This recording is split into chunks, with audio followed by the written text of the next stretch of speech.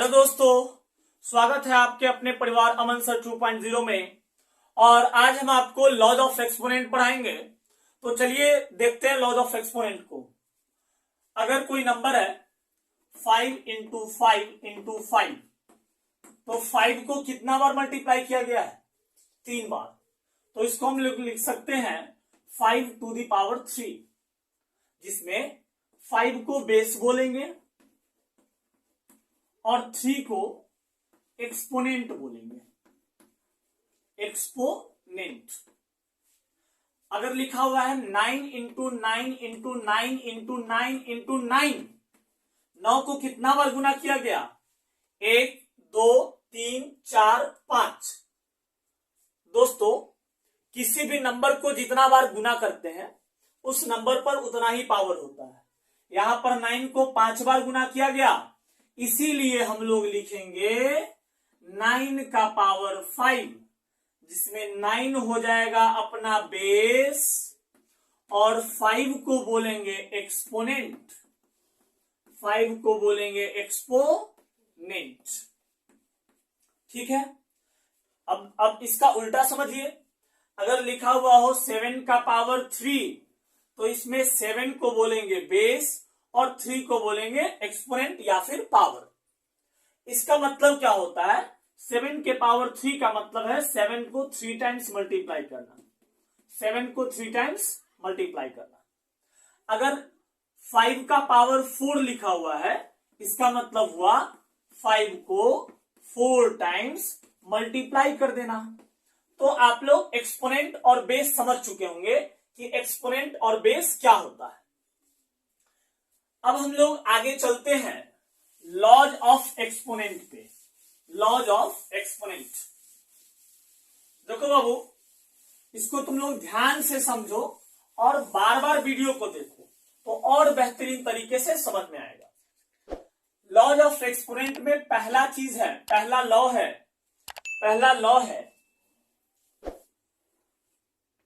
x to the power a into x to the power b is equal to x to the power a plus b। As for example, ये कहना क्या चाहता है कि base same हो, power अलग अलग हो और मल्टीप्लाई हो, तो बेस को वही रहने दीजिए और पावर को ऐड कर दीजिए। As for example, 11/7 to the power 9 into 11/7 to the power 5। यहां पे देखो x to the power a into x to the power b, तो क्या हो जाएगा? x यानी कि 11/7 to the power a plus b। a के जगह पे कितना है? 9 और b के जगह पे कितना है? 5। तो 9 plus 5 is equal to 11/7 to the power 14। तो बच्चों क्या करना है कि अगर बेस सेम रहेगा और पावर डिफरेंट रहे और मल्टीप्लाई रहे, तो जो बेस में रहे ना उसी को उतार दीजिए और पावर को ऐड कर दीजिए। एक दूसरा एग्जांपल समझिए। 9 to the power 3 into 9 to the power 4, तो क्या हो जाएगा? बेस सेम है, अब पावर डिफरेंट है और मल्टीप्लाई है, तो बेस वही रह जाएगा। अब पावर को ऐड कर देंगे, तो 3 प्लस 4 इज इक्वल टू कितना हो गया? 7। तो ये पहला लॉ कंप्लीट हो गया। अब दूसरा लॉ क्या है? तो दूसरा लॉ में भी बेस सेम रहेगा, पावर डिफरेंट रहेगा, लेकिन वहां मल्टीप्लाई के जगह पे डिवाइड रहेगा। मल्टीप्लाई के जगह पे क्या होगा? डिवाइड। तो मल्टीप्लाई था तो ऐड कर दिए और डिवाइड है तो पावर को माइनस कर देंगे। एज फॉर एग्जाम्पल समझिए, 7 to the power 9 divided 7 to the power 5 is equal to 7 to the power क्या हो जाएगा? बेस सेम, पावर डिफरेंट और डिवाइड है, तो बेस वही रह जाएगा और पावर को माइनस कर देंगे। तो 9 minus 5 is equal to 7 to the power 9 minus 5 is equal to 4। तो ये अपना दूसरा रूल था। एक और एग्जांपल लेते हैं। 11/13 to the power 5 divided 11/13 to the power 3। इसका वैल्यू क्या होगा? तो बेस सेम है, बेस क्या है 11/13 यहां भी है और 11/13 यहां भी है, यानी कि दोनों का बेस सेम है और पावर दोनों का डिफरेंट है, एक का पावर 5 है और एक का पावर 3, और दोनों के बीच डिवाइड का साइन दिया हुआ है। तो जब डिवाइड का साइन दिया रहे, बेस सेम हो, पावर डिफरेंट हो, तो क्या करते हैं, बेस को वही रहने देते हैं और पावर को हम लोग माइनस कर देंगे। तो 5 माइनस 3 तो इज इक्वल टू क्या हो जाएगा 11/13 टू दी पावर 2। 5 माइनस 3 कितना हो गया 2। तो दो रूल आपने देखा, दो रूल आप समझ चुके हैं। अब तीसरा रूल को हम लोग समझते हैं। तो पहला रूल था x to the power a into x to the power b is equal to x to the power a plus b। दूसरा रूल है x to the power a divided x to the power b is equal to x to the power a minus b। अब तीसरा rule exponent का क्या है कि x to the power a to the power b, यानी कि base के ऊपर पावर और उस पूरे का पावर है, तो क्या करेंगे, बेस को वही रहने देंगे और पावर को मल्टीप्लाई कर देंगे, हो जाएगा a इंटू बी। एग्जाम्पल के लिए समझिए, जैसे 5 to the power 7 to the power 11, तो बेस के ऊपर पावर है और इस पूरे का पावर 11 है, तो क्या करेंगे, बेस को वही रहने देंगे। बेस कितना है अपना 5 और दोनों पावर को मल्टीप्लाई कर देंगे 7 इंटू 11, तो कितना हो गया 5 टू दी पावर 11 7 जा 77। ठीक है, एक और एग्जांपल देख लो। अगर लिखा हुआ है 1/5 to the power 7 to the power 3, तो क्या करेंगे, तो बेस को फिर वही रहने देंगे। देखिए ना, बेस के ऊपर पावर है और फिर उस पूरे के ऊपर पावर है, तो बेस को वही रहने देंगे। बेस कितना रह जाएगा 1/5, अब पावर मल्टीप्लाई हो जाएगा 7 इंटू 3, तो क्या हो गया 1/5 टू दी पावर 7 3 जा 21। तो ये लॉज ऑफ एक्सपोनेंट का तीसरा रूल था। अब चलते हैं चौथे रूल की तरफ। फोर्थ रूल क्या है, फोर्थ रूल है तो हमने तीन चीज सीखा। पहले तो ये तीन देख लीजिए। पहला था x to the power a into x to the power b is equal to x to the power a plus b। दूसरा रूल था x to the power a divided x to the power b is equal to x to the power a minus b। तीसरा rule था x to the power a to the power b is equal to x to the power a into b। तो ये तीन rule हम लोग laws of exponent का पढ़ चुके हैं। पहले रूल में बेस सेम है, पावर डिफरेंट है और मल्टीप्लाई है। बेस सेम है तो बेस को वही रहने दिए और मल्टीप्लाई है तो पावर को ऐड कर दिए। दूसरा रूल में बेस सेम है, पावर डिफरेंट है और डिवाइड है, तो बेस सेम है तो बेस को वही रहने दिए और मल्टीप्लाई था तो ऐड कर दिए और डिवाइड है तो माइनस कर दिए। अब यहां बेस के ऊपर पावर है और फिर इस पूरे का पावर है, तो बेस को वही रहने दिए और पावर को मल्टीप्लाई कर दिए, तो पावर हो गया a इंटू बी। अब हम लोग चलते हैं नेक्स्ट वीडियो की तरफ, नेक्स्ट लॉ की तरफ। नेक्स्ट लॉ क्या है,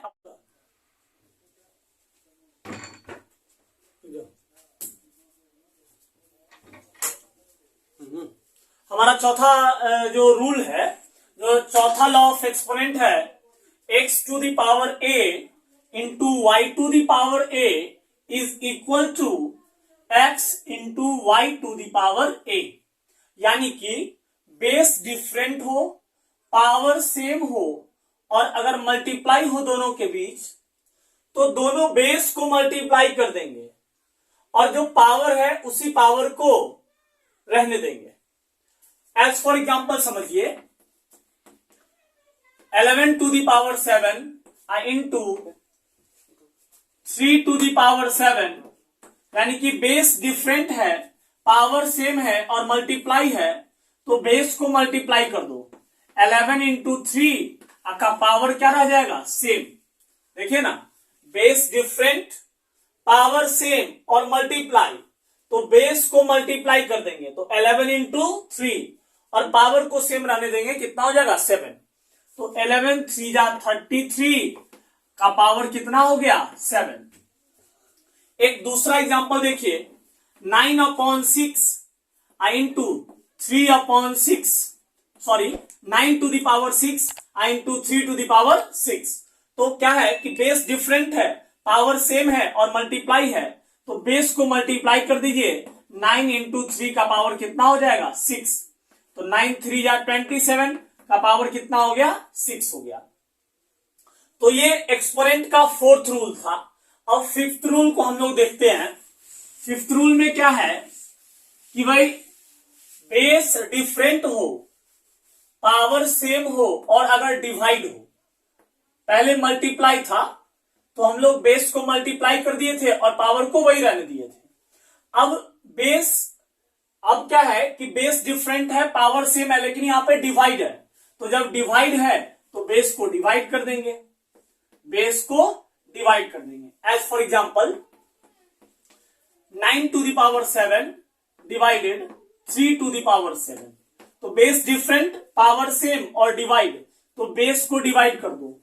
9 डिवाइडेड 3 का पावर 7, तो 9 में 3 से डिवाइड करेंगे तो कितना हो गया 3 का पावर कितना हो जाएगा 7 हो जाएगा। तो ये अपना चौथा, ये पांचवा लॉ है। अब हम लोग सिक्स्थ लॉ पे चलते हैं।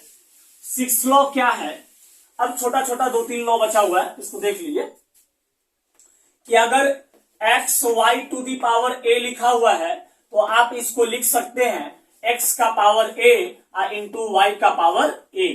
एज फॉर एग्जाम्पल अगर लिखा हुआ है 11 इंटू 7 का पावर 3, तो आप इसको लिख सकते हैं 11 का पावर 3 इंटू 7 का पावर 3, ठीक है ना। अगर 5 इंटू 6 का पावर 9 लिखा हुआ है तो आप लिख सकते हैं 5 का पावर 9 इंटू 6 का पावर 9। तो ये छठा लॉ है। सातवां लॉ क्या है, सेवेंथ लॉ। सेवेंथ लॉ है x to the power a, x upon y to the power अगर ए लिखा हुआ हो तो आप इसको लिख सकते हैं एक्स का पावर ए बट्टा वाई का power a. As for example समझिए, अगर लिखा हुआ है 11 अपॉन 3 का पावर 7, तो आप इसको लिख सकते हैं 11 का पावर 7 अपॉन 3 का पावर 7, ठीक है, इसको लिखा जा सकता है।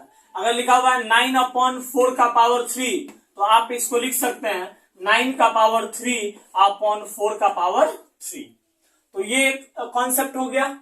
अब नेक्स्ट जो कॉन्सेप्ट है एट्थ लॉ, वो क्या है, ये है कि अगर पावर निगेटिव हो, पावर निगेटिव, जैसे कि मान लो अगर लिखा हुआ है कि power x upon y to the power लिखा हुआ है माइनस ए, यानी कि पावर क्या है निगेटिव, पावर निगेटिव है और पावर को बनाना है पॉजिटिव, तो क्या करेंगे कि जो बेस है ना उसको रेसिप्रोकल कर देंगे। एक्स अपॉन वाई लिखा हुआ है तो इसको हम लोग वाई अपॉन एक्स कर देंगे, वाई अपॉन एक्स, तो पावर ऑटोमेटिकली क्या हो जाएगा पॉजिटिव हो जाएगा। एज फॉर एग्जाम्पल अगर लिखा हुआ है 11 अपॉन 3 का पावर -7, तो आप इसको लिख सकते हैं, यहाँ पे पावर क्या है निगेटिव और पावर को बनाना है पॉजिटिव, तो आप क्या कर दीजिए कि बेस को रेसिप्रोकल कर दीजिए। तो 11 अपॉन 3 जो लिखा हुआ था उसको कर दीजिए 3 अपॉन 11 और उसका पावर क्या हो जाएगा 7 हो जाएगा। अगर लिखा हुआ है 5 अपॉन 4 का पावर -9, अब पावर को पॉजिटिव बनाना है तो क्या करिए बेस को रेसिप्रोकल कर दीजिए, तो 4 अपॉन 5 का पावर कितना हो जाएगा, जैसे ही रेसिप्रोकल करेंगे तो पावर ऑटोमेटिकली क्या हो जाएगा निगेटिव से पॉजिटिव बन जाएगा। अब अगला रूल है टेंथ रूल। टेंथ रूल क्या है, टेंथ रूल है कि अगर लिखा हुआ है x टू द पावर 0, तो उसका वैल्यू हमेशा 1 होता है, बस x के जगह पे कंडीशन है कि वहां पे 0 ना हो, x के जगह पे क्या है 0 नहीं हो। एज फॉर एग्जाम्पल अगर लिखा हुआ है 11 अपॉन 7 टू द पावर 0, तो किसी भी नंबर का पावर अगर 0 है तो उसका वैल्यू 1 आएगा। 5 का पावर 0 है, वैल्यू कितना आएगा 1। जैसे कि अगर लिखा हुआ है -3/6 का पावर 0 तो इसका वैल्यू कितना आ जाएगा 1। किसी भी नंबर पर पावर 0 मतलब उसका वैल्यू कितना हो जाएगा 1 हो जाएगा।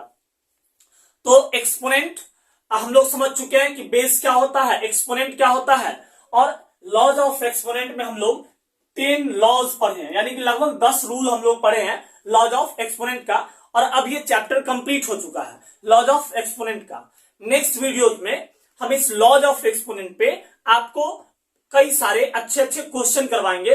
तब तक आप हमारे साथ बने रहिए। मिलते हैं नेक्स्ट वीडियो में। हमारे चैनल को लाइक करें, सब्सक्राइब करें और हमारी हौसला को बढ़ाते रहें। जय